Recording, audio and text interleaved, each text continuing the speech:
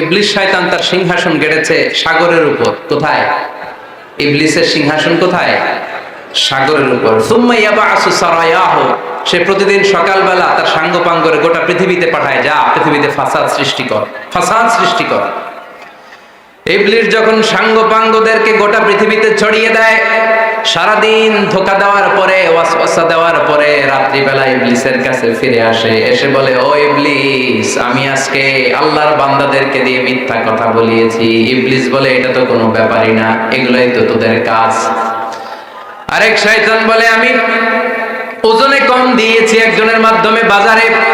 ইবলিস বলে, এটাও তেমন বড় কোনো কাজ নয়। আরেকজন বলে, আমি সুদের ডিলিংস করিয়েছি। ইবলিস বলে, এটাও কোনো কাজ নয়। আরেক শয়তান বলে, আমি মদের আড্ডাখানায় নিয়ে মসজিদে যেতে নিয়েছিল, সেখান থেকে সরিয়ে মদের আড্ডাখানায় আল্লাহর বান্দাদেরকে নিয়েছি। ইবলিস বলে, এটাও তেমন বড় কোনো কাজ নয়। আরেক শয়তান এসে বলে, মা তারাকতুহু হাত্তা ফাররাকতু বাইনাহু ওয়া বাইনা ইমরাআতিহি, আমি এক আল্লাহর বান্দার সাথে বান্দির ঝগড়া লাগিয়ে, ঝগড়া করাতে করাতে তালাক পর্যন্ত নিয়ে গিয়েছি।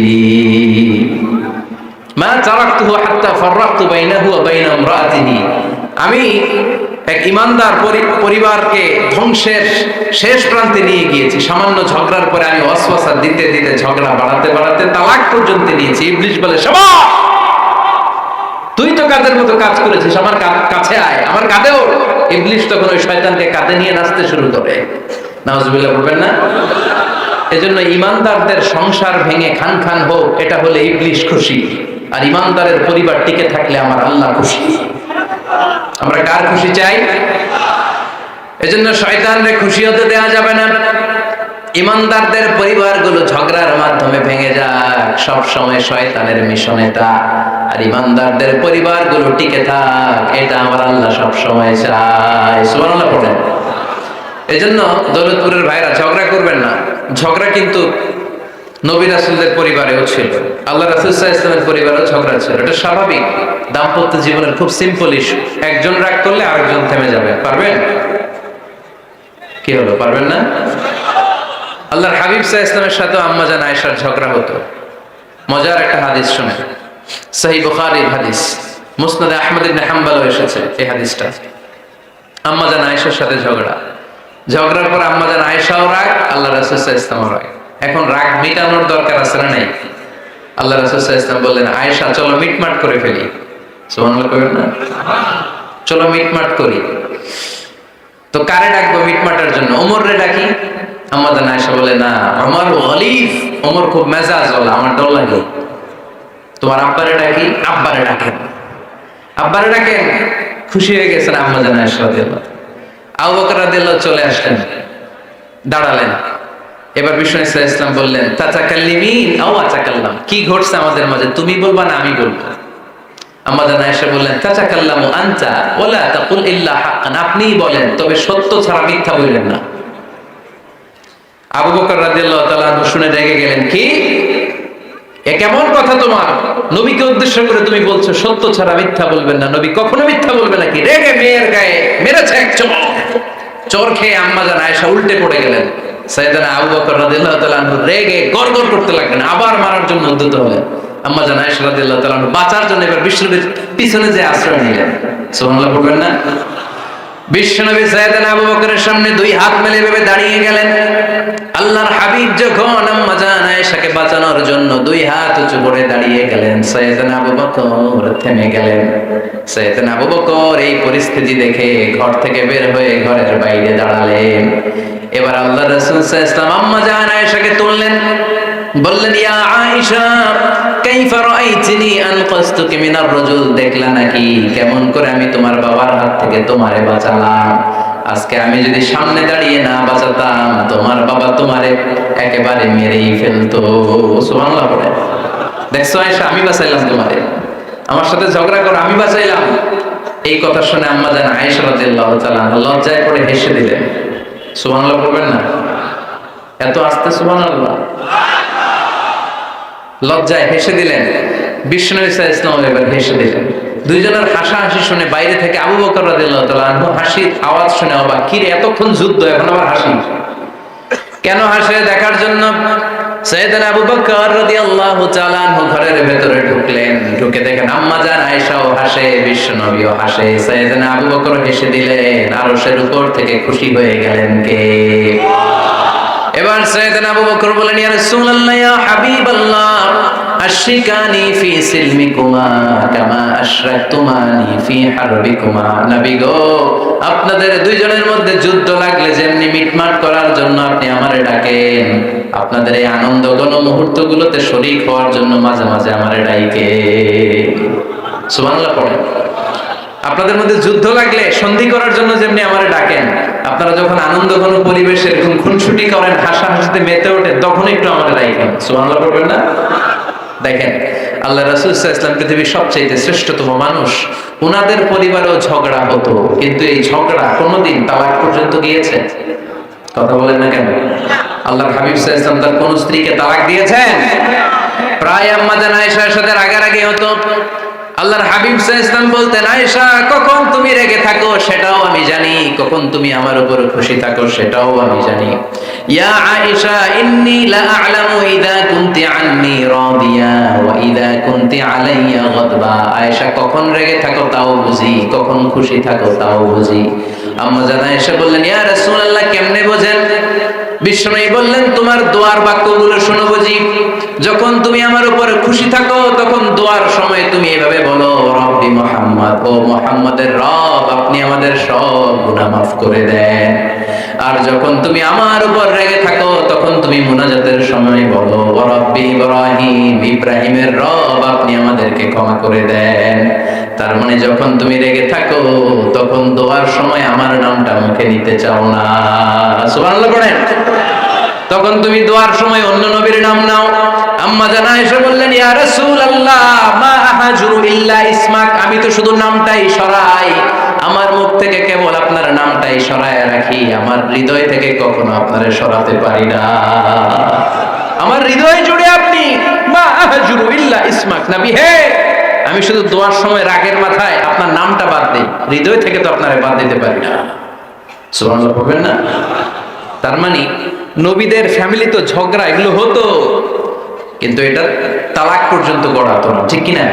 তাহলে এখন থেকে আমাদের এই স্লোগান নিতে হবে যে ঝগড়া করলেও আমরা ডিভোর্সের দিকে যাব না। পারা যাবে? আর একজন রেগে গেলে আরেকজনকে চুপ থাকতে হবে। ভাবি রেগে গেলে আপনি চুপ, পারবেন? পারবেন না? ইনশাআল্লাহ। এই যারা বিয়ে করে না এরা ইনশাআল্লাহ, আর বাকিরা চুপচাপ। আওয়াজ করে পড়েন না ইনশাআল্লাহ। তাহলে প্রথমে স্যাক্রিফাইস, তারপর ঝগড়া করা যাবে না। 3 নাম্বার, দাম্পত্য জীবনের কোনো গোপন কথা অন্যের কাছে শেয়ার করা যাবে না। হাদিসে এসেছে, এটাকে বলা হয়েছে আ'যামুল আমানা, এটা সবচেয়ে বড় আমানত।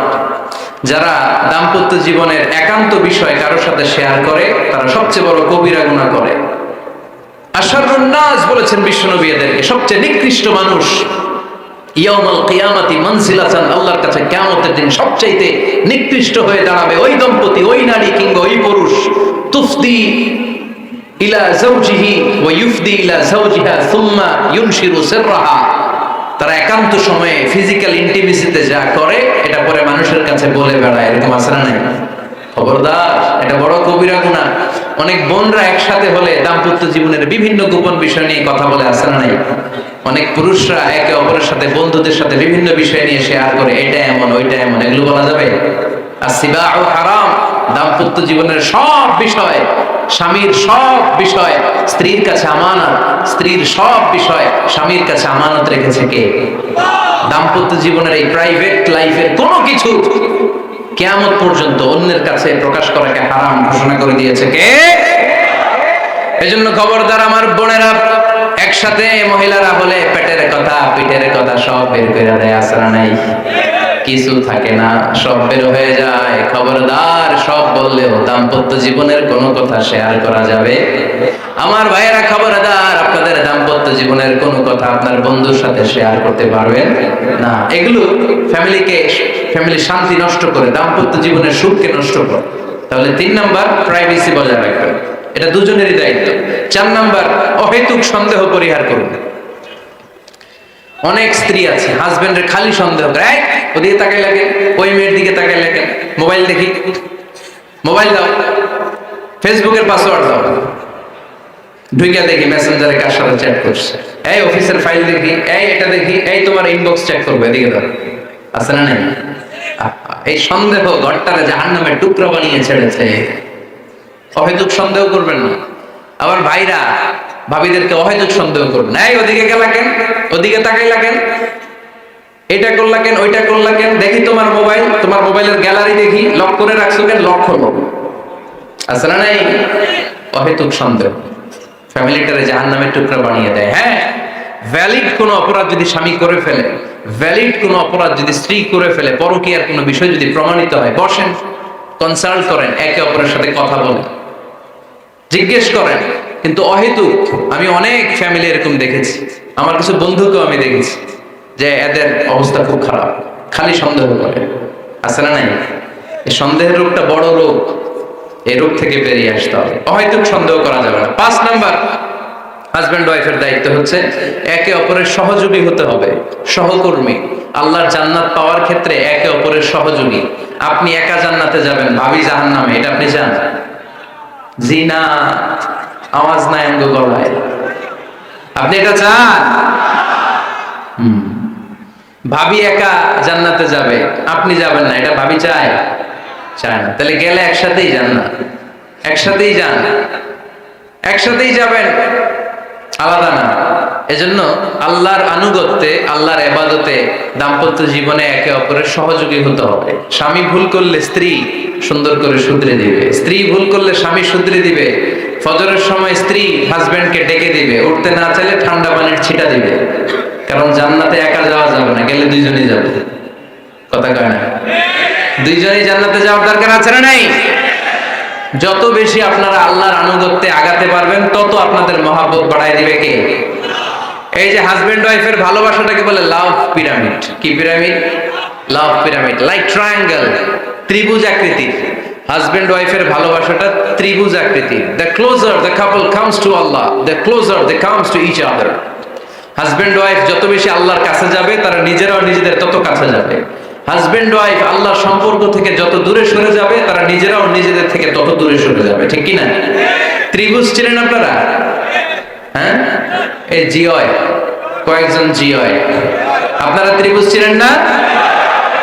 চিনি, জিওয়। ঠিক আছে, ত্রিভুজের কয় কোণা? হ্যাঁ, 3 কোণা। এই যে এরকম লাভ পিরামিড, 3 কোণা। এই উপরের কোণায় আল্লাহর অবস্থান, আর এই কোণায় স্বামী, এই কোণায় স্ত্রী। তো তারা আল্লাহর দিকে যত যাবে, নিজেরাও তত কাছে যাবে। আর তারা আল্লাহর সম্পর্ক থেকে যত দূরে চলে যাবে, নিজেদের মধ্যে দূরত্ব বাড়তে থাকবে। ঠিক কি না? পিরামিডটা বুঝতে পারছেন? ত্রিভুজ আকৃতির সম্পর্কটা লাভ পিরামিড এরকম, 3 কোণা। উপরের কোণায় থাকে আল্লাহ, এদিকে স্বামী, এদিকে স্ত্রী। তারা যদি আল্লাহর কাছে উভয়ে যেতে চায়, উভয়ে কাছাকাছি আসতেছে না? কথা বলেন না কেন? আর আল্লাহর আনুগত্য ইবাদত থেকে দুজন যদি দূরে সরে যায়, তাহলে দুজনের দূরত্ব বাড়িয়ে দেয় কে? এজন্য স্বামী হবে স্ত্রীর সহযোগী, সহকর্মী। নামাজের সময় একে অপরকে ডেকে দিবেন, মোবাইলে অ্যালার্ম দিয়ে রাখবেন। স্বামী স্ত্রীরে ডাকেন, স্ত্রী স্বামীরে ডাকেন। স্বামী স্ত্রীকে কোরআন তেলাওয়াত শোনাবেন, স্ত্রী স্বামীরে কোরআন তেলাওয়াত শোনাবেন। ফ্যামিলিটারে জান্নাতি ফ্যামিলি বানায় দিবে কে? তাহলে 5টার দায়িত্ব কালেকটিভ রেসপন্সিবিলিটি, স্বামীর উপরও বর্তায়, স্ত্রীর উপরও বর্তায়। এগুলো মেনে চললে দাম্পত্য জীবন সুখকর করে দিবে কে? মনোযোগ আছে? কষ্ট হচ্ছে? এবার আমরা হাজবেন্ডের দায়িত্ব শুনব। হাজবেন্ডের প্রথম দায়িত্ব হচ্ছে, হাজবেন্ড হচ্ছে caretaker of the family, in charge, protector. আর রিজালু কাওয়ামুনা আলান নিসা। আল্লাহ বললেন স্বামী হলো তার স্ত্রীর ইনচার্জ, প্রোটেক্টর। স্ত্রীকে সুরক্ষা দিবে, স্ত্রীকে টেক কেয়ার করবে, স্ত্রীর দায়িত্বে থাকবে। এই দাম্পত্য জীবনের দুইজনের সংসারকে, সংসারের মধ্যে স্বামীকে দায়িত্বশীল বানিয়েছে কে? পুরুষ দায়িত্বশীল। পুরুষ কখনো নারীর ক্ষতি করে না, সুপুরুষ নারীর ক্ষতি করে না। ঠিক কিনা? গোটা পুরুষ সমাজ নারী সমাজের সুরক্ষা দিবে। যেগুলো নারীকে একান্তে পেলে রেপ করে, যে ঢাকা বিশ্ববিদ্যালয়ে একটা রেপের ঘটনা ঘটছে না, যে এই বেয়াদবটা এই কাজ করেছে, এটা কি পুরুষ না কুপুরুষ? এটা কি সুপুরুষ না কুপুরুষ? সুপুরুষ নারীর প্রোটেকশন দেয়, নারীর টেক কেয়ার করে, তার ইনচার্জ, তার দায়িত্বশীল। দাম্পত্য জীবনে অর্থনৈতিক যত দায় দায়িত্ব আছে সব আল্লাহ তাআলা পুরুষের কাঁধে দিয়েছে। কার কাঁধে? এই দাম্পত্য লাইফে নারীর কোন অর্থনৈতিক দায় দায়িত্ব নারীর কাঁধে আল্লাহ দেয় নাই। এজন্য সব অর্থনৈতিক দায়িত্ব পুরুষের ঘাড়ে। 4টা অর্থনৈতিক দায়িত্ব আছে। পুরুষ নারীকে মহারণা দিবে, পুরুষ নারীকে খাবারের ব্যবস্থা করবে, পুরুষ নারীকে পোশাকের ব্যবস্থা করবে, পুরুষ নারীর জন্য রেসিডেন্সিয়াল ব্যবস্থা করবে। ঠিক কি না? ওয়াতুন নিসা সাদুকাতিহিন্না নিহলা ফাইন তিবনা লাকুম আন শাইইম মিনহু নাফসান ফাকুলুহু হানিআম মারিআ। সুবহানাল্লাহ পড়ে। সব স্বামীদেরকে আল্লাহ ডেকে বললেন, ও স্বামীরা শোনো শোনো, বিয়ের পর সাথে সাথে স্ত্রীর কাছে তুমি মোহরানা আদায় করে দাও। মোহর দেয়া নফল নাকি ফরজ? জোরে বলেন। তোমরা কি দাও? সিলটি পুলা মোহরানা দাও? হ্যাঁ, মোহরানা দিতায় নাকি যৌতুক খাইতা? খিতা হতা? হ্যাঁ, কি দিব? মোহরানা দিব। মোহরানা দেয়াকে ফরজ করেছে কে? আল্লাহ। তো মোহর দিতে টাকা লাগে না? এই টাকার দায়িত্ব পুরুষের ঘাড়ে দিছে কে? 2 নাম্বার দায়িত্ব, আলাল মাউলুদি লাহু রিজকুহুন্না ওয়া কিসওয়াতুহুন্না বিল মা'রুফ। স্বামী স্ত্রীর জন্য খাদ্যের ব্যবস্থা করবে, পোশাকের ব্যবস্থা করবে। 3 নাম্বার, ওয়াসকিনুহুন্না মিন হাইসু সাকানতুম মিন ওয়াজদিকুম। নিজের সামর্থ্যের মধ্যে থেকে স্ত্রীর জন্য রেসিডেন্সিয়াল একটা এরিয়ার ব্যবস্থা করে দিবে। সুবহানাল্লাহ। তাহলে অর্থনৈতিক দায়িত্বের মধ্যে 4টা: মোহরানা দেয়া, মিলস খাবারের ব্যবস্থা করা, মানে ফুডিং এন্ড ক্লোথিং, পোশাকের ব্যবস্থা করা, সর্বশেষ রেসিডেন্সিয়াল ব্যবস্থা করা। এই যে অর্থনৈতিক সব দায়িত্ব, খরচ যেখানেই আছে সব দায়িত্বগুলো পুরুষের কাঁধে দিল কে? চিল্লায় বলেন কে? খরচের সবকিছু আল্লাহ তাআলা পুরুষের কাঁধে দিয়েছেন। এটা হচ্ছে পুরুষের ফিনান্সিয়াল দায়িত্ব। এবার দাম্পত্য জীবনে পুরুষের নন ফিনান্সিয়াল কিছু দায়িত্ব আল্লাহ তাআলা দিয়েছেন, এগুলো আমরা শুনব। এদিকে ওঠাওটি করলেন কে কে দেখি? আটকান, এদেরকে আটকান। ধরেন ধরেন, এদেরকে ধরেন। হ্যাঁ, কি হয়েছে? শেষ করে দিব? খিতা হইতা? হ্যাঁ, জোরে মাতো। চলবে চলবে? হ্যাঁ, তাকবীর পড়েন তো দেখি। যারা চলবে বলতেছেন লিল্লাহি তাকবীর।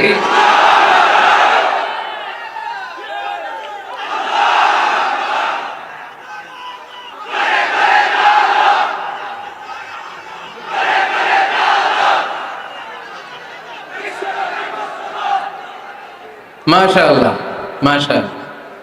এবার দাম্পত্য জীবনে নন ফিনান্সিয়াল পুরুষের যে দায়িত্ব আছে সেটা আমরা শুনবো। 1 নাম্বার দায়িত্ব হচ্ছে স্বামীর উচিত স্ত্রীর সাথে ভালো আচরণ করা।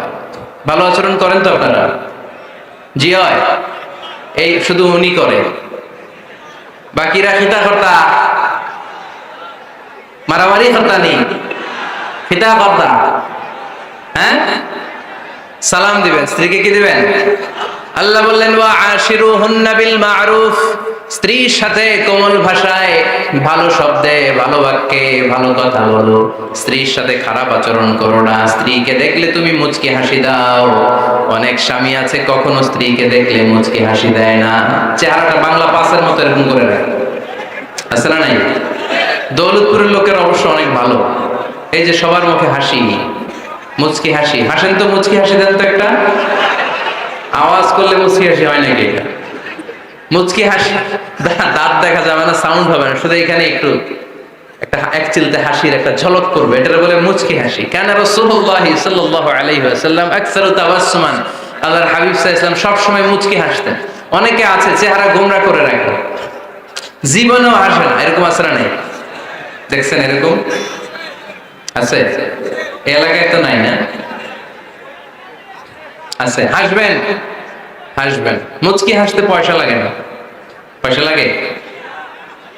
এজন্য হাসবেন। আল্লাহর হাবিব সাল্লাল্লাহু আলাইহি ওয়াসাল্লাম বলেছেন, ফাস্তাউসু বিন নিসাই খায়রা। নারীর সাথে ভালো আচরণ করো। নারীদেরকে বাঁকা পাজরের হাড় দিয়ে তৈরি করা হয়েছে।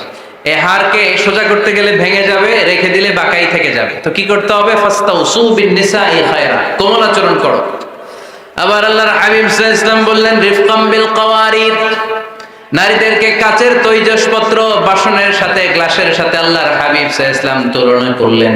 কাচের তৈজসপত্র, কাচের গ্লাস, কাচের প্লেট যেমনি আস্তে তুলতে হয়, আস্তে রাখতে হয়, নারীদের সাথে এরকম কোমল আচরণ করার আদেশ দিয়েছে কে? কাচের গ্লাস, তৈজসপত্র, জগ কিভাবে রাখেন আপনারা? খুব জোরে এরকম ধপাস করে নাকি? উঠানোর সময় ধপাস করে উঠান?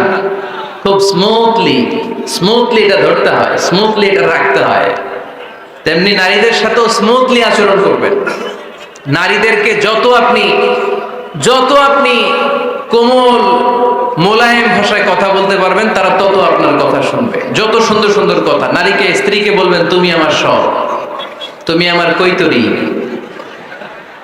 তুমি আমার টুনটুনি, তুমি আমার ময়না পাখি, তুমি আমার সোনা পাখি। ওই যে কয় কলিজা, তার মানে প্র্যাকটিস চলে বাসায়। আর কি ডাকেন? ভাবিরে কি ডাকেন বলেন? জান।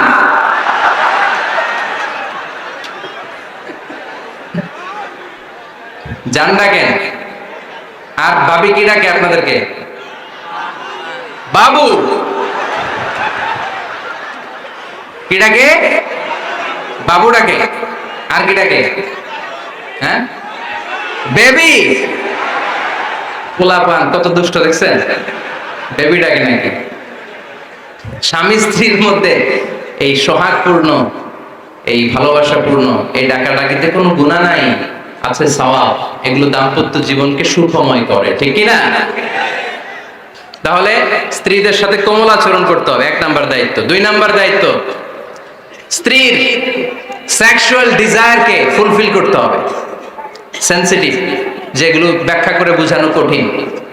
আপনারা বুঝবেন যারা ম্যাচিউরড, মোর দেন 18 ইয়ার্স, যারা 18 প্লাস যাদের বয়স, সেক্সুয়াল ডিজায়ার ফুলফিল করা হাদিসে এসেছে, এটা স্বামীর দায়িত্ব। ফিজিক্যাল ইন্টিমেসির সময় নিজের ডিজায়ার ফুলফিল হলেই কুইট না করা, সময় দেয়া, এটা আবশ্যক। এই বিষয়েও প্রত্যেক স্বামীর খেয়াল রাখা দরকার। সংক্ষেপে শেষ করে দিলাম।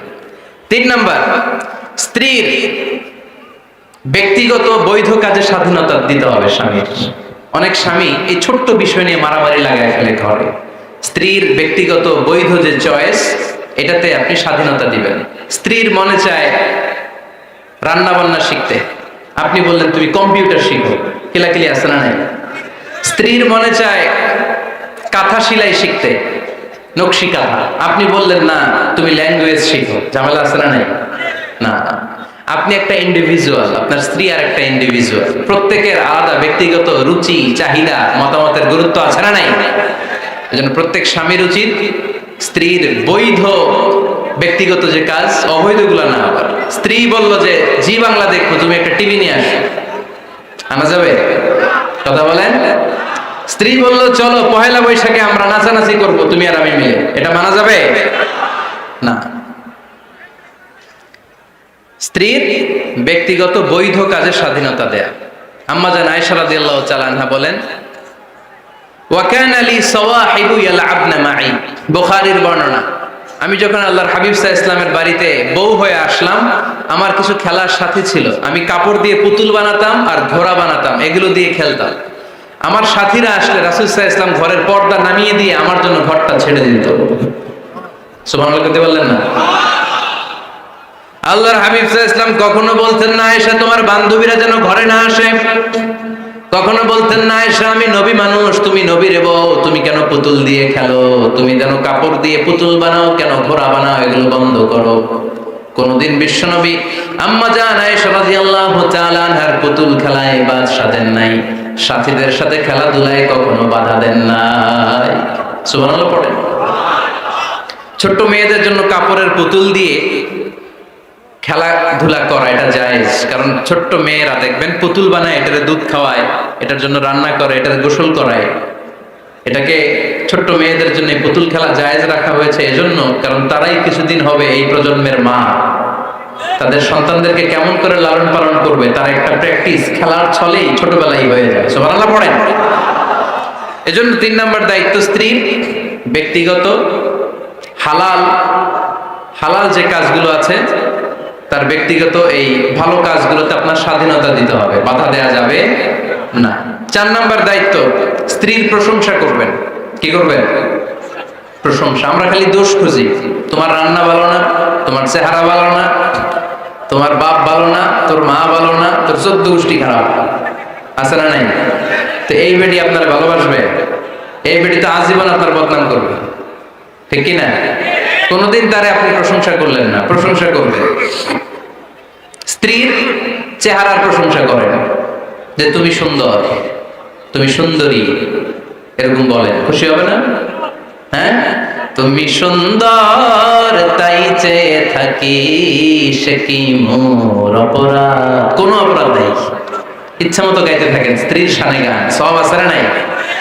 তবে শুধু স্ত্রীকে শোনানো যাবে, ভাবিরে শোনানো যাবে, শালীরে শোনানো যাবে, পাশের বাড়ির কাউরে শোনানো যাবে? দেখেন ইসলাম কত চেক এন্ড ব্যালেন্স। স্ত্রীকে আপনি গান শোনান, কোনো গুনাহ নাই, আছে শুধু সওয়াব। তাহলে 4 নাম্বার পয়েন্ট হচ্ছে এপ্রিসিয়েশন। ফজরের পর থেকে উঠে ঘর গোছায়, মশারিগুলো খুলে, বিছানা পরিষ্কার করে, বাচ্চাদেরকে ক্লিন করে, স্কুলের টিফিন রেডি করে দেয়, বাচ্চাদেরকে স্কুলে যেতে দেয়, আপনার জন্য খাবার রেডি করে, কাপড় ধোয়, ঘরের সবাইকে দেখভাল করে। একদিনও আপনি তার এপ্রিসিয়েশন করলেন? এরকম ডাকাইত স্বামী আছে না নাই?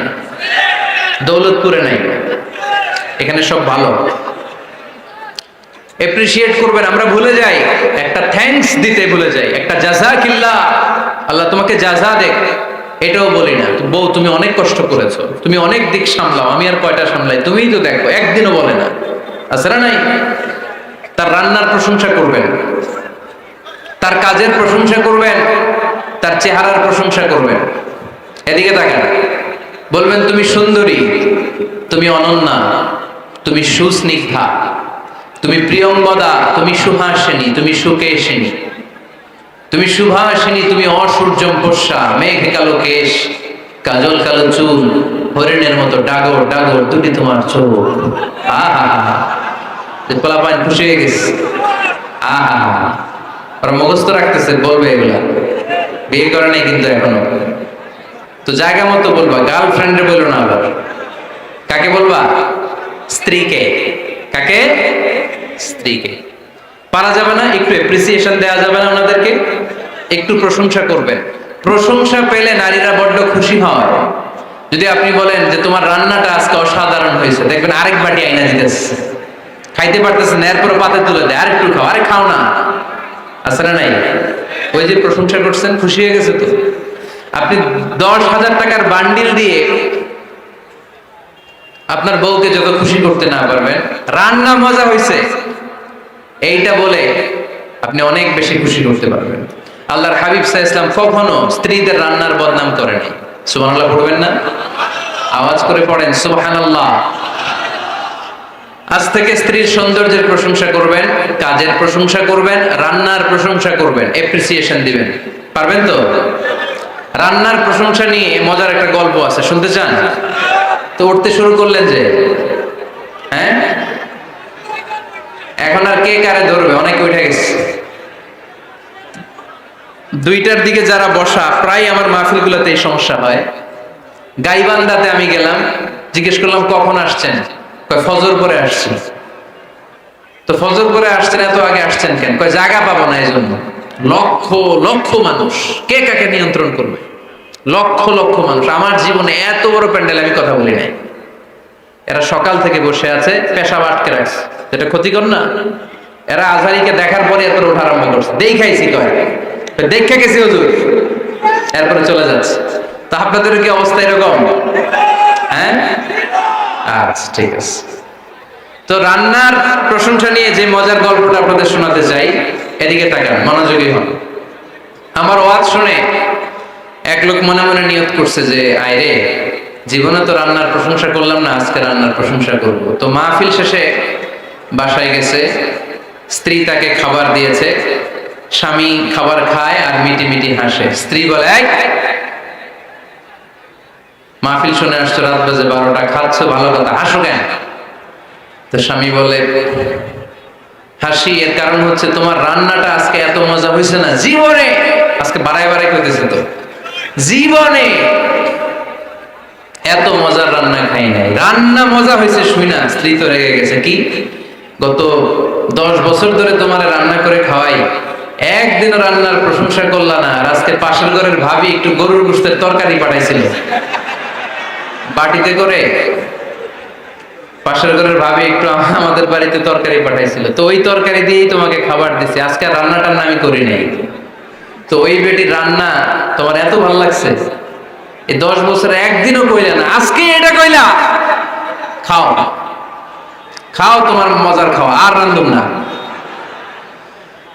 তো প্রশংসা করলে বুঝে শুনে করবেন, একটু এনশিওর হবেন যে রান্নাটা করছিল কে, তা না হইলে কিন্তু ঘরে চুলায় আগুন জ্বলবে না, টানার রোজা রাখা লাগবে, ঠিক কি না? তো 4 নাম্বার গেল এপ্রিসিয়েশন, একটু এপ্রিসিয়েশন দিবেন। আল্লাহর হাবিব সব সময় স্ত্রীদের প্রশংসা করতেন। সেই বুখারীর বর্ণনা, আল্লাহর হাবিব বলেন, ইন্না ফাদলা আয়েশা আলান নিসা কাফাদলিস সারিদ আলা সাইরিত তাআম। আরব ভূখণ্ডের মধ্যে সব খাবারের উপরে সারিদ খাবার যেমনি সেরা, দুনিয়ার সব নারীদের মধ্যে আমার আয়েশা তেমনি সেরা। সারিদ একটা খাবার আছে। আমি যখন মিশরে পড়তাম আল আজহার ইউনিভার্সিটিতে, আমাদের ইউনিভার্সিটিতে সরকারের পক্ষ থেকে সরকারিভাবে খাবার দেয়া হতো। আমাদের খাবারের খরচ বহন করতেন ওমানের সুলতান কাবুস।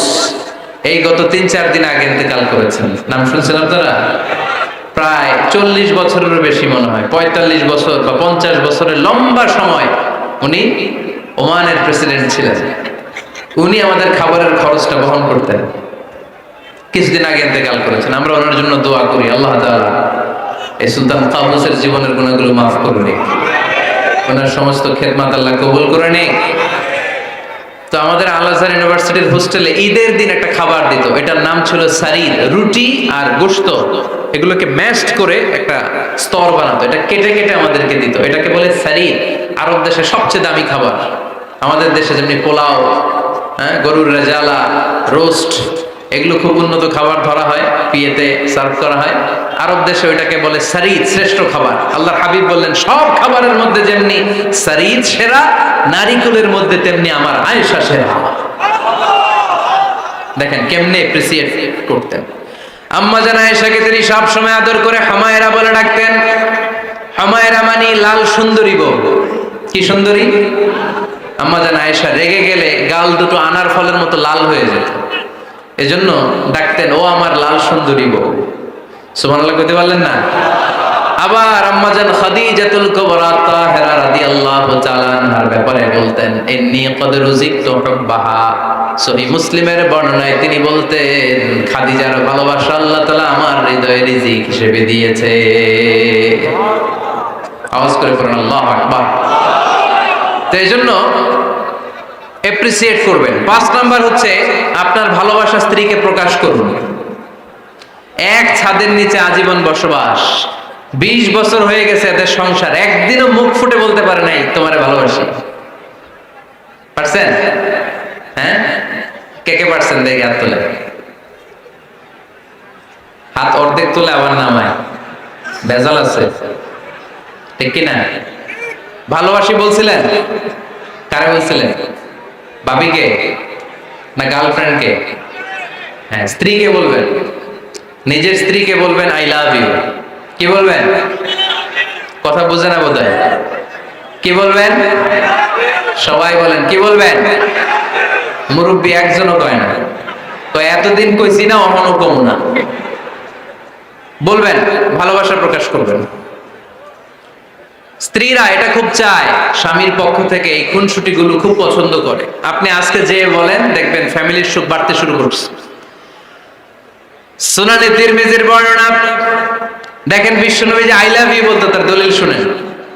সাহাবারা জিজ্ঞেস করলেন, ইয়া রাসূলুল্লাহ, মান আহাব্বুন নাস ইলাইক, ও নবী, কারে সবচেয়ে বেশি ভালোবাসেন? Who do you love the most? নবী কাকে সবচেয়ে বেশি লাভ করেন আপনি?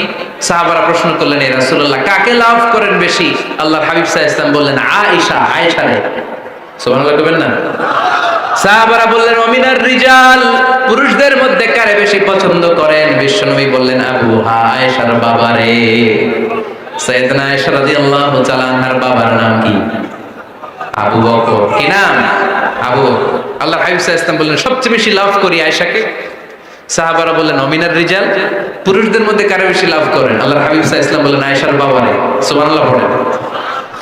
আম্মা জান আয়েশাকে বিশ্বনবী এত ভালোবাসতেন।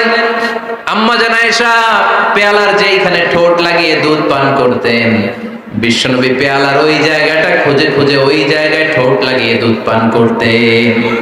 আম্মা জান আয়েশা রাদিয়াল্লাহু তাআলা না গোশত খেয়ে হাড্ডি চুষে হাড্ডিটা রেখে দিলে বিশ্বনবী আম্মা জান আয়েশার চোষা হাড্ডিটা মুখে নিয়ে আবার চুষতে শুরু করে দিতেন। পড়েন সুবহানাল্লাহ। দুইজন একসাথে এক বালতি থেকে পানি নিয়ে গোসল করতেন। পড়েন আল্লাহু আকবার। তাহলে এভাবে ভালোবাসা প্রকাশ করতে পারবেন তো? 6 নাম্বার স্বামীর দায়িত্ব হচ্ছে গৃহস্থলী ছোটখাটো যে কাজ আছে এই কাজগুলোতে হেল্প করা। আমরা অনেক সময় এগুলোর লজ্জা মনে করি।